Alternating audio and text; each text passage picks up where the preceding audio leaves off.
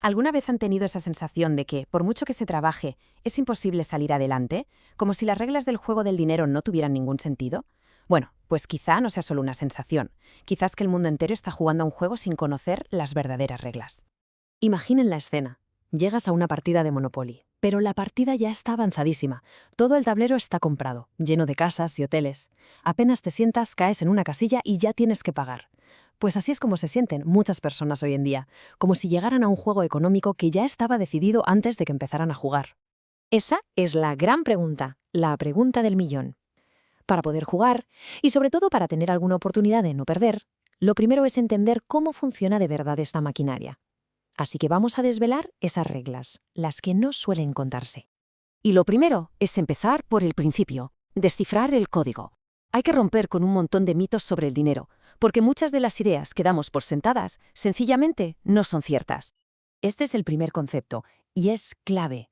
No todo el dinero es igual. Por un lado está el dinero que usamos en nuestro día a día, con el que compramos un café o pagamos el alquiler. Ese es el dinero de la economía real. Pero luego hay otro tipo de dinero, uno que solo se mueve entre bancos, en la economía financiera. Son, literalmente, dos mundos paralelos. Una forma genial de entenderlo es pensar en fichas de casino. El dinero que crean los bancos centrales es como esas fichas. Solo sirven para jugar dentro del casino, o sea, dentro del sistema bancario. No puedes salir a la calle y comprar el pan con una ficha del casino. En cambio, el dinero de la economía real, el de la calle, es el que sí puede afectar a los precios que pagamos todos. Y esto nos lleva directamente a desmontar un mito muy, pero que muy extendido. Esa imagen del banquero central dándole a la impresora y que ese dinero llueve sobre la gente y por eso todo sube de precio, pues es una simplificación que no es correcta. El dinero que ellos crean, esas fichas de casino, no llega directamente a la economía real. Entonces la pregunta es obvia. Si no son los bancos centrales, ¿quién demonios crea el dinero que usamos para vivir? Hay que conocer a las verdaderas impresoras. Resulta que hay tres grandes creadores. Primero, los bancos centrales, que ya hemos visto que crean ese dinero financiero, las fichas del casino. Segundo, los gobiernos, que crean dinero real cuando gastan. Y tercero, y aquí viene la gran sorpresa para muchos, los bancos comerciales, que crean dinero real cada vez que conceden un préstamo. Y ahora agarraos, porque esta cifra es de las que te dejan pensando. Resulta que aproximadamente el 98% de todo el dinero que circula en la economía real lo crean los bancos comerciales. Cada vez que alguien pide una hipoteca o un crédito para un coche, ¡pum!, se crea dinero nuevo. El 98% es una auténtica barbaridad. Pensemos un momento en el dinero que crea el gobierno. Cuando gasta más de lo que ingresa, por ejemplo, para construir una carretera o pagar una ayuda, está creando dinero nuevo que va a parar a las cuentas de empresas y personas. Es una creación neta de riqueza, porque quien lo recibe no adquiere una deuda a cambio. En cambio, el dinero que crean los bancos es muy diferente. Cuando un banco da una hipoteca de 100.000 euros, es cierto que crea 100.000 en un depósito, pero a la vez crea una deuda de 100.000 euros. Un activo y un pasivo que se anulan entre sí. La riqueza neta de la persona que ha pedido el préstamo no ha cambiado, sigue siendo cero. Y aquí nos metemos de lleno en el corazón de la maquinaria. En una idea que va totalmente en contra de nuestra intuición, pero que es absolutamente fundamental para entender cómo funciona el sistema a día de hoy. Y esa idea es el papel de la deuda. Esta es la frase clave. En nuestro sistema, la deuda es la liquidez. Son dos caras de la misma moneda. La deuda es la sangre que corre por las venas de la economía.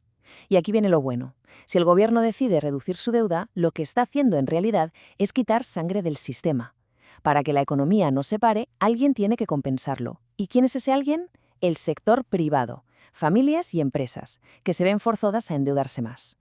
Y este gráfico es la prueba del algodón. Miren el caso de Suiza. Tiene una deuda pública muy baja, algo que se suele poner como ejemplo. Pero, ¿a qué precio? A costa de una deuda privada altísima. Y ahora miren a Estados Unidos. Es justo lo contrario. Mucha deuda pública, pero la privada está más contenida. Una cosa compensa a la otra. No hay escapatoria.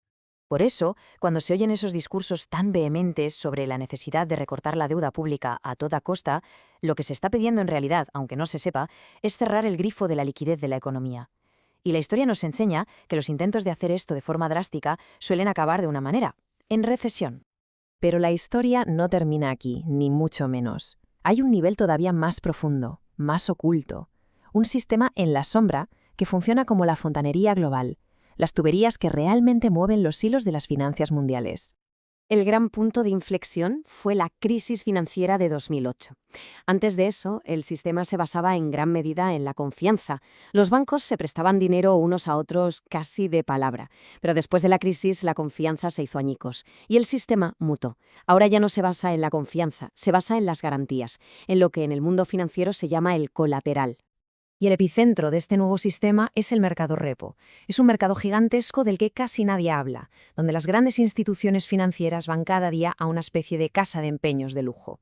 Dejan un activo de altísima calidad como garantía y el activo estrella es la deuda del gobierno de Estados Unidos y a cambio reciben efectivo para operar ese día. Son las tuberías del sistema. Por eso la deuda americana no es solo sostenible, es que es esencial para que todo el tinglado global no se venga abajo. Y por si todo esto fuera poco, existe el mercado eurodólar. Ojo, que no tiene nada que ver con el euro. Es un sistema financiero paralelo, offshore, que está fuera de la regulación de Estados Unidos, pero que crea dólares. ¿Y de qué tamaño estamos hablando? Pues de unos 25 billones de dólares, una cantidad de dinero casi inimaginable, que es otra de las razones que explican por qué el dólar sigue siendo el rey. Muy bien, vamos a unir todas las piezas del puzzle. ¿Cómo nos afecta todo este entramado en nuestro día a día, en nuestra riqueza, en la desigualdad? La respuesta está en lo que podríamos llamar la gran desconexión. La primera parte de la ecuación es bastante lógica. Los salarios, el dinero que se gana trabajando, dependen de que la economía real crezca, de que se produzcan más bienes y se ofrezcan más servicios. Si la economía va bien, los sueldos tienden a subir. Pero, y aquí está el quid de la cuestión. El precio de los activos, como las acciones, los bonos o los inmuebles, no está directamente ligado a ese crecimiento económico. ¿A qué está ligado entonces? A la liquidez, a la cantidad de dinero que hay fluyendo por el sistema financiero. Y este gráfico final lo resume todo de una forma brutal. Desde 2008, la cantidad de liquidez en el sistema ha crecido de forma exponencial, y eso ha hecho que el precio de los activos se dispare a la estratosfera. Mientras tanto, el crecimiento económico real, y por tanto los salarios, se ha quedado prácticamente estancado. Esta es la gran desconexión, y esta es la raíz de la enorme brecha de riqueza que no para de crecer. El sistema funciona así. Nos puede gustar más o menos, podemos pensar que es injusto para muchísima gente, pero estas son las reglas del juego, y la partida se está jugando ahora mismo. Entender cómo se crea el dinero, qué es la liquidez y cómo funciona la deuda ya no es un tema para economistas, es una necesidad básica de supervivencia financiera. Así que la pregunta final queda en el aire. Ahora que las reglas están sobre la mesa, ¿cómo se va a jugar la partida?